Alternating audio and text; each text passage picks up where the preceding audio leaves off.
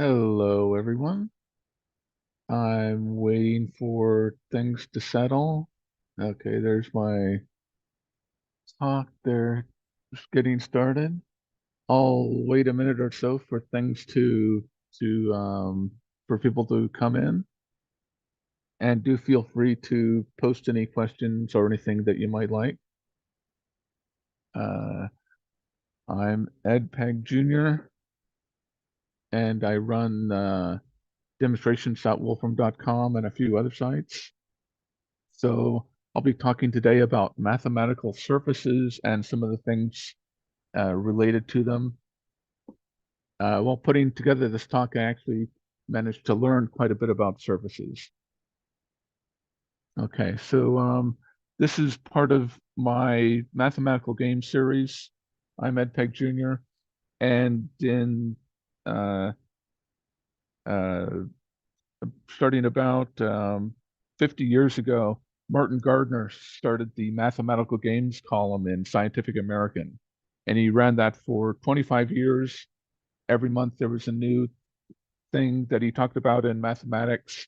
And that became a very influential uh, topic for recreational mathematics in general. And it brought in a lot of people to mathematics, including me, where I saw how math could actually be interesting rather than just sort of the less interesting things taught in grade school. So I became a mathematician as a result. There's many different surfaces in our demonstrations project, demonstrations.wolfram.com. And I will be showing several of these in the course of this talk. And if you'd like to get more code or anything like that for these, you can go into the demonstrations and find some of the code that I used for this talk. Before that, welcome to 2024. So here's one way of representing 2024 is the sum of cubes. And 2024 is both a tetrahedral and a dodecahedral number. So here is a tetrahedron with 2024 spheres in it. And if you cut up on the green lines, you get the dodecahedral representation of 2024. There's a way of stretching these so that you get an actual dodecahedron shape, but I didn't do that animation yet.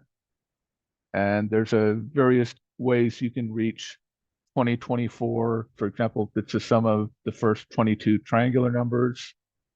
Here's how we did 2023. And that sort of works for 2024. If you go with the square root of 7, it's part of the 12th convergent. Another weird thing about 2024 is if you square the number, you get the composition of two square numbers as the squares of 64 and 24. There's a bit of math fun you can do with the year 2024. So back to surfaces. What is a surface? It's a generalization of a plane.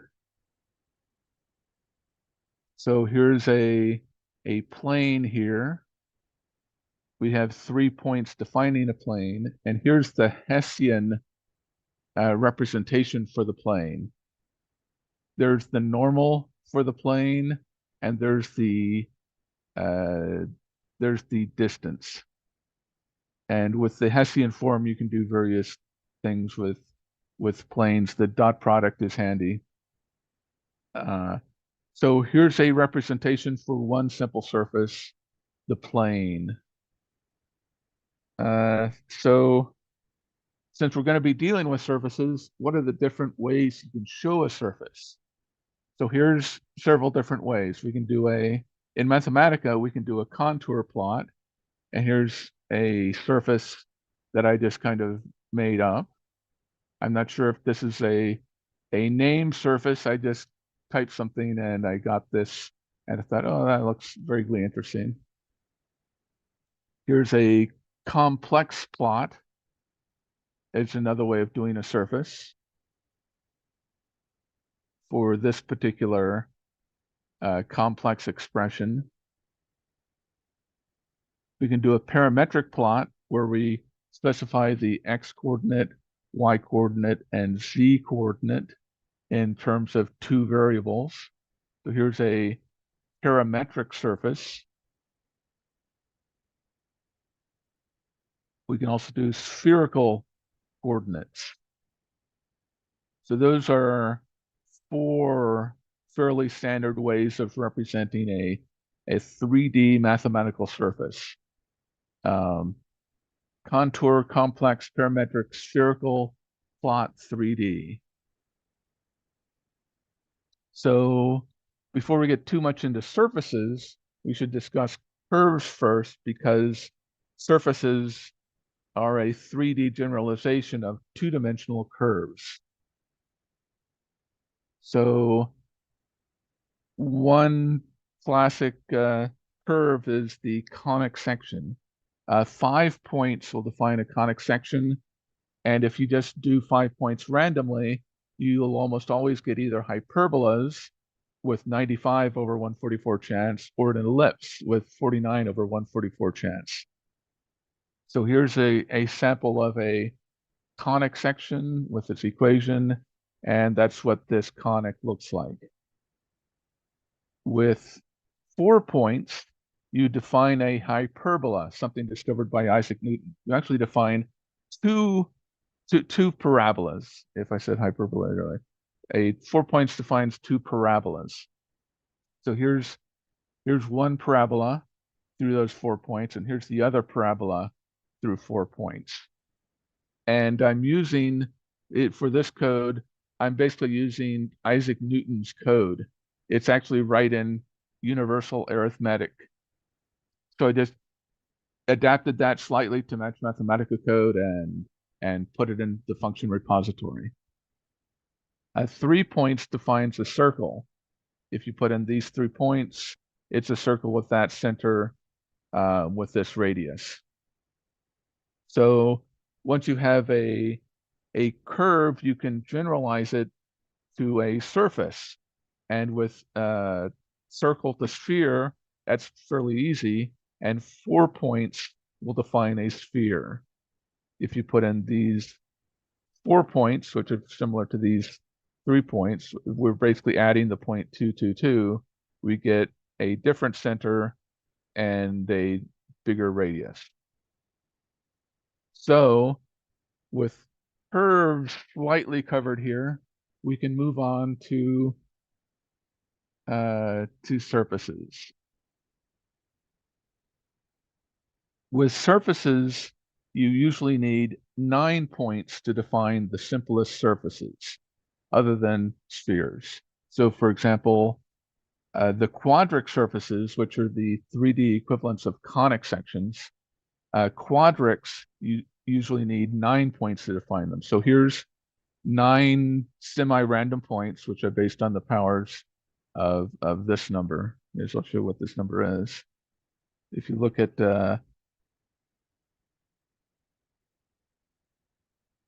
these digits, if you split up these digits into points, you get this surface. We can use the resource function quadric surface plot to show the same ellipsoid, but it gives more detail.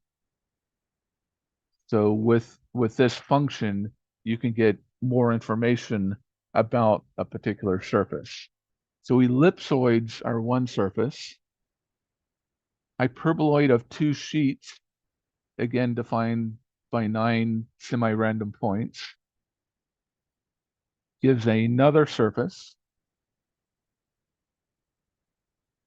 Hyperbolic paraboloid is another surface, and you can define it with 9 points. But it's slightly more interesting to do it like this. You basically take a tilted frame and you connect up points with straight lines. And with these straight lines, you get this curved surface, which is a hyperbolic paraboloid.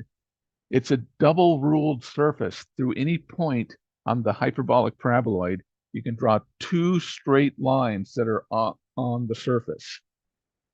And there's two known double ruled surfaces, the hyperbolic paraboloid being one of them. And we can change the weave and the stretch to get various changes in the surface. And this is a common thing with wireframe pictures, where you basically uh, put up pins on a framework which is warped in some way, and then you just connect everything up with wires or thread or fishing line, and you get these nice patterns. So that's the hyperbolic paraboloid. We can also do a hyperboloid of one sheet. So here's again 9 random points, making a hyperboloid of one sheet. And this is also a double ruled surface. Going here, for any point, you can draw 2 straight lines through it that stay on it. One interesting thing I like to do when I'm making spaghetti is to hold up the bundle of spaghetti and to twist it, and you basically get a hyperbolic paraboloid, and that's very handy to do before you put it into the pot of boiling water. That helps spread out the spaghetti so it doesn't clump. And if you do it just right, it just falls into the pot perfectly. We can change the number of bars and the twist and things like that. So something very similar to this is the catenoid. So here's 2 rings connected by a film. And we can do this as a revolution plot. It's basically the hyperbolic cosine. We do a revolution plot based on that. You can also do it as a parametric plot. Hyperbolic cosine, and just the value that we're taking the hyperbolic cosine of. And the reason we want to take a look at this is because it's a natural form. If you dip 2 rings into soap, the soap film left behind is a catenoid. And this is based on a curve known as the catenary curve. If you take a chain and 2 points and dangle it, the curve that's formed by the chain is a catenary. It's that's the parabola there. Here's the catenary. Here's the parabola. They're very similar to each other. In fact, they originally thought that this curve that the chain made was a parabola, but it turns out it's the catenary curve instead. So this is a way of minimizing energy for a chain, and we also want to look at minimal distances. The for a soap bubble, a sphere minimizes or maximizes the volume for the given amount of soap. For a number of points, we can take a look at the Fermat point, which is the point at a minimal distance to other connecting points. And when they were originally studying soap films, they thought, well, this is the point. If we just bang nails into a piece of wood and dip it in soap, all the soap films should converge on that point. But that's not what happens. They found out that you would get these 120-degree angles when you move the soap around. So if you want to play a little game, this Steiner tree demonstration basically challenges you to make this number down here as low as possible. And the way to do it is to find the places where all the angles are 120, and that's where the minimum is. Let's see if I can get close to that. So somewhere around here. And it's easier if you have code to do that automatically. Finding the Steiner tree is a non-trivial problem, but that's something I think I'll try to tackle sometime soon. So if you put these four points as nails into a board and dip them into soap, the soap film will automatically go to the minimal place, and the angles you'll see in the soap films will be 120 degrees.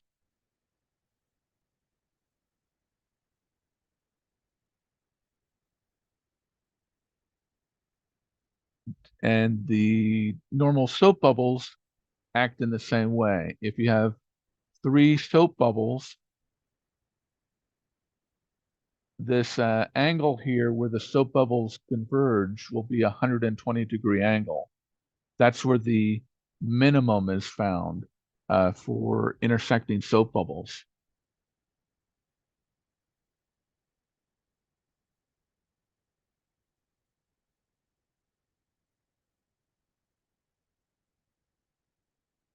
So getting back to the catenoid, this is also a soap film, but unlike the sphere, this is there's a sphere has internal pressure working on it.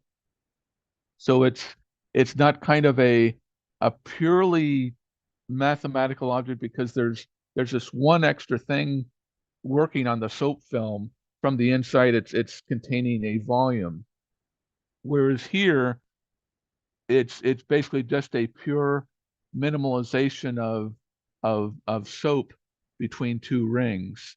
So mathematicians in the 18th century thought that the catenoid was more interesting than the sphere for something to study.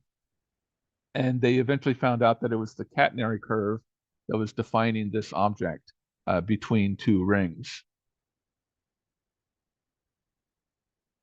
And they also knew of one other shape, which was a minimal surface, and that is the helicoid here. You can, if you twist a wire and dip that in film, you can actually see a helicoid form in soap film. So they had these two shapes, which were minimal surfaces, and they found out that the mean curvature, which I'll get into later, the mean curvature at every point on the surface was 0. It was basically flat at every point on the surface, and it could bend one way in one direction and bend another way in another direction, but the mean of those, the balance between them, turned out to be 0. So these surfaces that had a 0 curvature in their mean curvature were thought to be very interesting. So they wondered if there was more. And they noticed that there's a transformation from a catenoid to a helicoid and back. Weierstrass came up with the parameterization that allows the changing from one to another.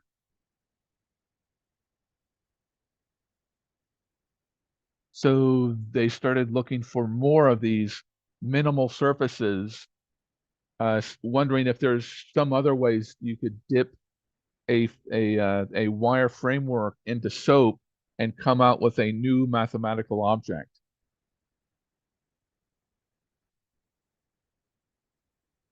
So one that they found was the helicoid with a hole. Let's see if I can get that to work. It doesn't seem to want to work it. Oh, there we go. Oops. I wonder why that one doesn't want to work now. It worked earlier. Well, the helicoid with hole is one of them. Oh, this will be inconvenient if nothing shows up. Here we go. The Shirk minimal surface was one of the first that was found. It's this object here. Note that there's 2 holes this way and 3 holes the other way. So there's one minimal surface that was found early on in the 18th century by Heinrich Schurk. Here's the parameterization of it as a surface. And once he found this, kind of the race was on to find more of these unknown mathematical surfaces. I believe this is one that you can actually create with soap films. And there's various forms of this within this demonstration. Shirk minimal surface. If you go there, you can see some of the different variations of this curve. The code tends to be somewhat slow. Sometimes it can take up to 30 seconds for these to show up. So I can try some of these and see if they change. Yeah, I think these ones are relatively fast. I think that's the same one. Here's the double leaf periodic form. If you build up a wire framework, this is one that you can create. And some of these take longer to produce. So let's see here. And here's another form of way of doing the second Shirk surface. Let's see if I can get that to work. I'll wait on that and then see if we can get this one to work.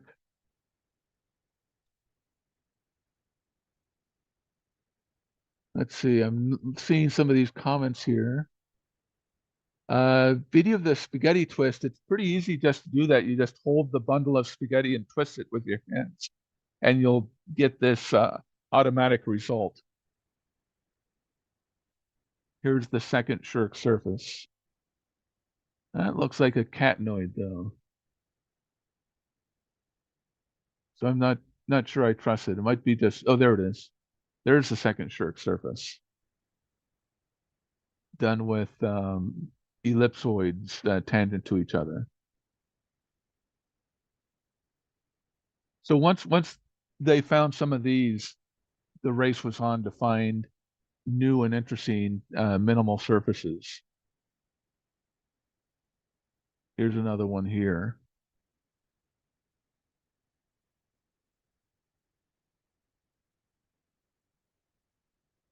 Catalan was another that managed to find some of these surfaces. I'm not sure why these are not showing up immediately. So there's the Catalan surface. It's self-intersecting.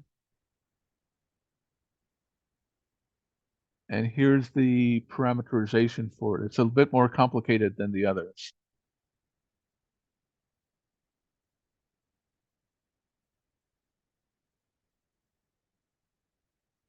And we can get the Riemann minimal surface by Bernhard Riemann.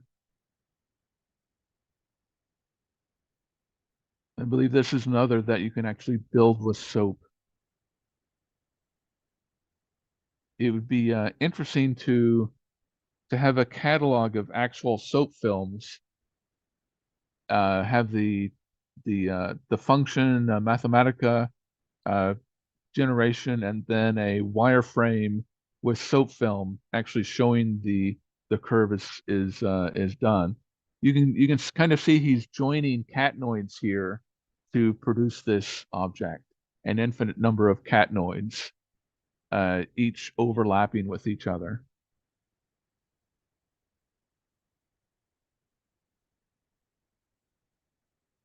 Yes, these are constant mean curvature surfaces where the mean curvature is 0 everywhere.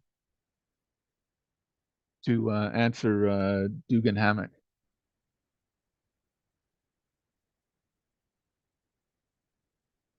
And I thought these pictures would all show immediately.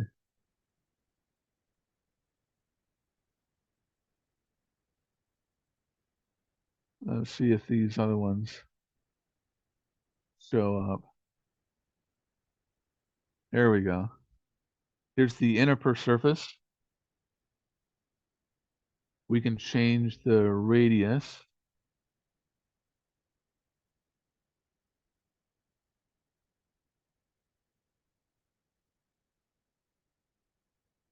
Another surface where the mean curvature is 0. So it's a minimal surface. And the chin Gackstatter surface, which is an inner surface with two handles. I think there's a pure chin here. Yes, here it is here. This is the chin Gackstatter surface. This is one of the newer surfaces that was found in 1982. I'm not sure how fast those are.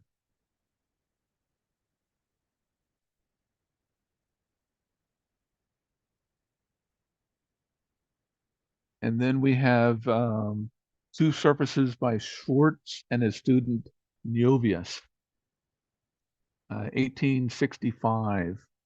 This is the Niovius surface here with this implicit equation. And hopefully this will work.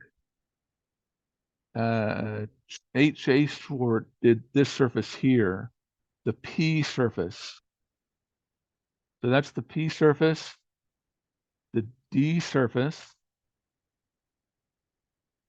if it'll come out. There's the D surface. And after he found those two, his student found the N surface named after Niovius. You can see there's lots of holes going through this object. And if you build up a cube with the yellow wire frame, you can see this weird surface on the inside forming in scope, theoretically. So this is a more complicated minimal surface. Let me see, we can say with one recursion. Let's see what happens when I change the range on this. And there's various other surfaces you can play with here. This is the Schwartz minimal surface and Niovius minimal surface. But there's a whole bunch of other surfaces given within this particular demonstration. Some of these are used in biomaterials and other special compounds. Just because once you sort of build the framework, you can get these surfaces to just appear as a minimalization out of soap or other materials, plastics, for example. So things like aerogels and things like that can be built with things like this. The Hindenburg minimal surface, still back in the 1800s, is another self-intersecting curve and has this parameterization.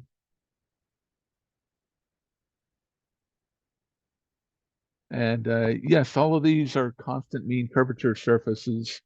I'm not sure what it means when they're self-intersecting. Obviously, you couldn't get a soap film to self-intersect, I'm pretty sure. Maybe, maybe not. I don't think so. But I think all the ones that are non-self-intersecting can be done with soap films, but I could be wrong. So this was found by solving what was known as the Björling problem. What is the Björling problem? Well, find a minimal surface passing through a given curve. And for the cycloid, Catalan found what's called the Catalan surface. For a circle, the catenoid was already known. For parabola, the Hindenburg surface was found by Hindenburg. And the Björling equation is just basically this. So with that, you can get things like the Björling helix. So here's the, I'm probably saying his name wrong. Here's the Björling helix here, which is a highly complicated object. This is starting with the given curve, the what is it, the helix, and finding a minimal curve going through that helix with a given set of normals, you get this complex minimal surface known as the Björling helix. So they managed to prove that the Björling problem always had solutions. Of course, many of them were very nasty. For example, the helix here, we've got a third of a page of code solving that. And that was very challenging to find in the 1800s. For most curves, you're dealing with 2, 3, 4, or hundreds of pages of code to describe the surface.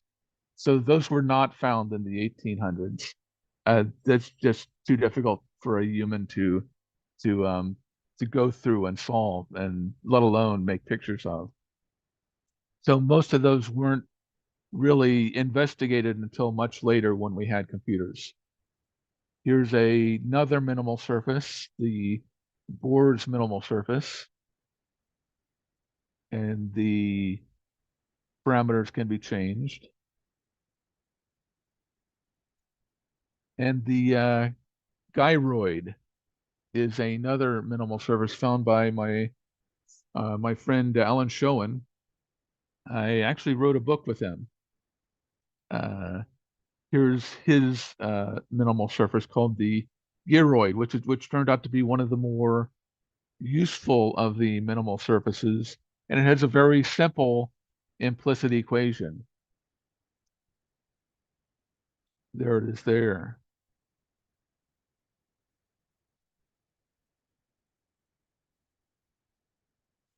Costa also found one, basically taking a torus and removing 3 points, and you get this complex surface here.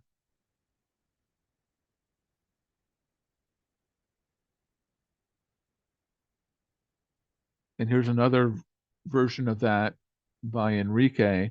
Stuart Dixon did that first one. Nice complex surface here. And that is the Costa minimal surface. Now here's one called a non-surface. It has zero curvature, and here's a picture of it. It's not interactive because this one is very slow. However, this surface doesn't actually exist. They were able to plot a lot of it, but they couldn't finish it up. And it turned out that due to this object, this conjecture called the Hoffman-Meeks conjecture, um, with a minimal surface of genus G, the number of n's must be G plus 2. I'm not sure if that conjecture has been proven or not, but when they tried to come up with this particular surface, it would have been a counterexample. However, the part in the center of this object doesn't actually work. This turns out to be a degenerate surface, so it actually cannot be completed. They can do a partial solution of it, but they can't complete it. So we can make a picture of the partial, but it's not possible to complete. So it's called the Horgan minimal non-surface because it works as a minimal object, but it has too many holes in it to be considered equivalent to a plane. There's just too much where it's undefined. A Thompson minimal surface. This is one discovered in the 1980s. And this has a not too bad parameterization. So there's many surfaces that have been discovered, including this minimization of a Klein bottle with one puncture. So this is a complete non-orientable minimal surface, which is equivalent to a Klein bottle when it's when there's a completion element given to it for how the boundaries work.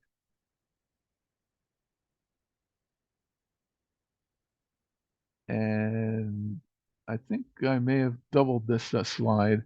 So chin, oh, this is a different demonstration actually. The chin Gattstatter surface related to these, the inner surface and the others.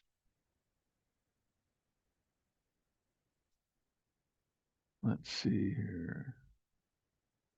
So what is mean curvature? I've mentioned that the mean curvature of all those surfaces was 0. So here's one way we can calculate the mean curvature. So we can do that with the Shirk minimal surface, which has a very simple parameterization, u, v, and log cosine u secant v. This parameterization gives the Shirk minimal surface. So we can dig in the UU partial derivative of that is 0, 0 minus secant u squared. So I'm basically using the code here. Here's the first derivative, the first partial derivative in terms of u, the partial derivative in terms of v, and the first part of this big equation is the UU partial, which is here, the DU partial, which is here, and the partial V, which is here. When we combine them, we get these three objects, and then we take the determinant of that, multiply it by that, and then the dot product there. So this is the first part here. And if you continue doing that, and then divide by this last part here, you basically get, it all simplifies to 0. So calculating the curvature is non-trivial, but once you've got the code done, you don't really have to do it again. You can just toss your parameterized curve into the function, and this is in the Wolfram function repository, by the way. Just search for mean curvature. Basically, it'll do all that work for you, and you can calculate what the mean curvature is. Here's the catenoid. You toss in the parameterization. The mean curvature is 0. Hindenburg minimal surface, toss in the parameterization. Mean curvature is 0. Inner minimal surface, parameterization. The Bohr's minimal surface has this parameterization. The Thompson minimal surface has this parameterization. And Catalan's minimal surface as that has this parameterization. Now you can see that the mean curvature of all of these minimal surfaces is 0. So that's for the parametric form of the mean curvature. For an implicit function, you need this formula, and it's a little bit nastier to work with. Here we're also again taking derivatives of the function in various ways, and then we calculate the trace and do this calculation like so. So with the helicoid, when you do this series of steps here, you get 0. This mean curvature form is also in the function repository. Whether you have an implicit equation or a parametric equation, it will work for both. So it turns out that things aren't quite as clear cut when you're working with these functions. When you do the mean curvature for the Schwartz minimal surface, for example, which has this nice implicit equation. You get this back, which doesn't look like zero at all. However, we have this formula to work with, so we can use sine y plus sine z plus sine x equals zero, and take a look at this here. Well, sine x plus sine y is equal to negative sine z. So basically, I make the substitution here and put a minus in front of it. This next part here, that's equal to sine y, minus sine y. This part here is equal to minus sine x. So if we do all those substitutions on the top, everything that is positive up here now becomes negative down here.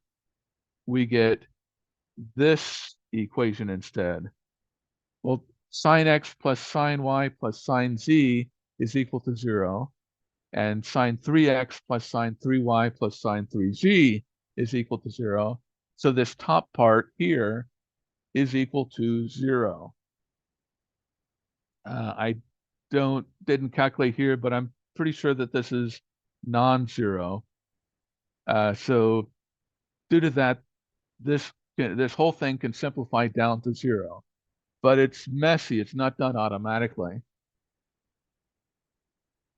For the Shirk first minimal surface, we have this implicit equation, but it only gets down to here. And I don't know how to use the substitution here to get, actually I do. This part here, xc cos y, which is here, that's equal to positive cosine. So if you make that substitution, you get negative cosine x plus cosine x, which is equal to 0. So this part up here is 0. So the mean curvature of the Shirk first minimal surface is 0. The gyroid, I don't know how to get this down to 0. There's probably some sort of substitution you can do by changing some of these equalities around, but I don't know how to do that. If anybody can come up with that, that would probably be an interesting community post. If anybody can simplify the gyroid, the mean curvature of the gyroid down to 0, I'd like to see that.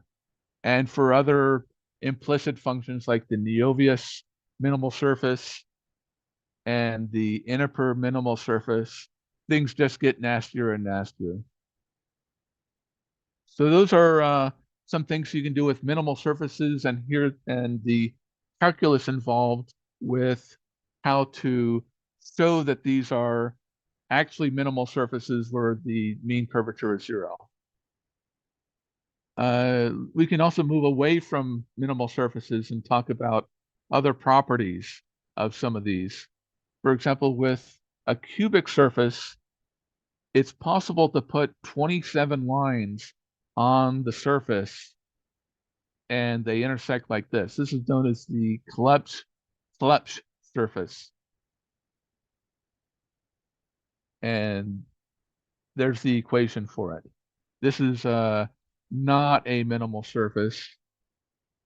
I don't know what the mean curvature is, but it's not a constant.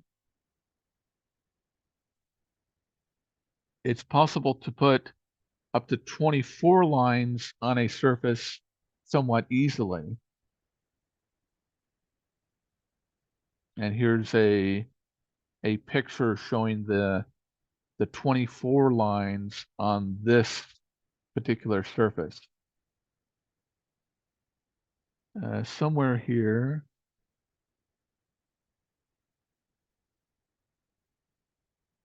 there, we can get places where the curve doubles up. These are called double points here. And another question is, what is the maximum number of double points you can get on a particular surface? These places where everything bunches together.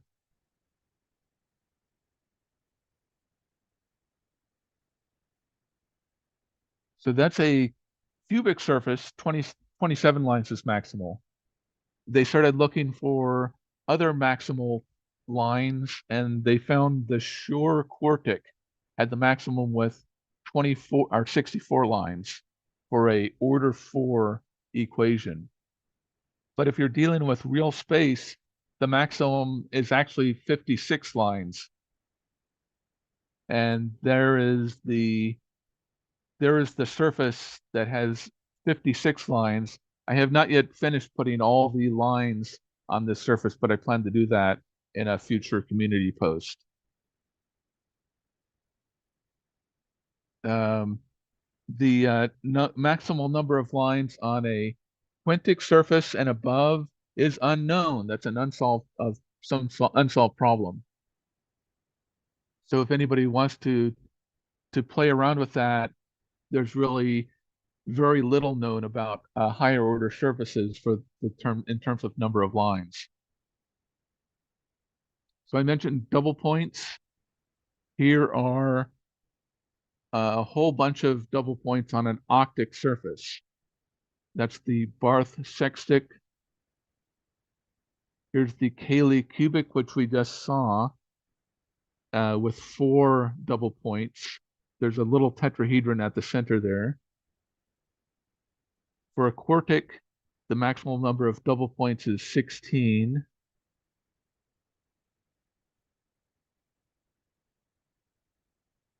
Wonder if there's a place where they show, okay.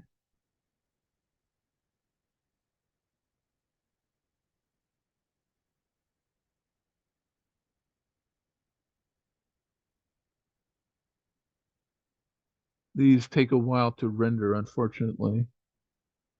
So double points on a surface has a whole bunch of different best known surfaces for double points.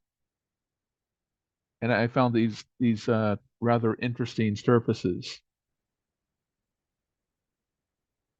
And we can also look at topological spaces.